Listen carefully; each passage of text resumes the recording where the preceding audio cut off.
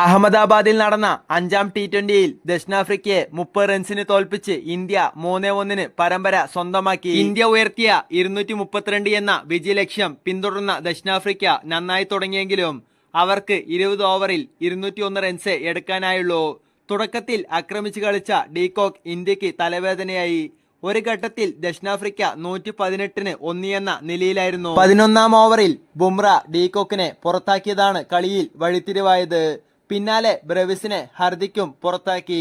4 wicket എടുത്ത വരുണും ദക്ഷിണാഫ്രിക്കയെ വിജയത്തിൽ നിന്ന് തടഞ്ഞു. നേരത്തെ ഇന്ത്യൻ ബാറ്റർമാരിൽ ഭൂരിപക്ഷവും ഫോമായ മത്സരത്തിൽ ഇന്ത്യ 20 ഓവറിൽ 5 വിക്കറ്റ് നഷ്ടത്തിൽ 231 റൺസാണ് എടുത്തത്. ഇന്ന് അഭിഷേക് ശർമ്മയും സഞ്ജു സാംസണും ചേർന്ന് തകർപ്പൻ തുടക്കം ഇന്ത്യക്ക് നൽകി. ഇന്ത്യ പവർ പ്ലേയിൽ 67 റൺസ് അടിച്ചു.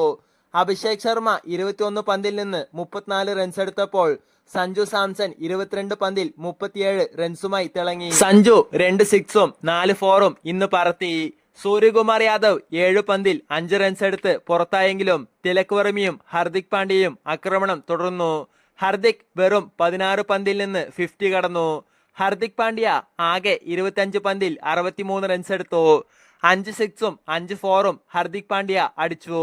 തിലക് വർമ്മ 42 പന്തിൽ നിന്ന് 73 റൺസും നേടി. തിലകിന്റെ ഇന്നിംഗ്സിൽ 1 സിക്സും 10 ഫോറും ഉണ്ടായിരുന്നു.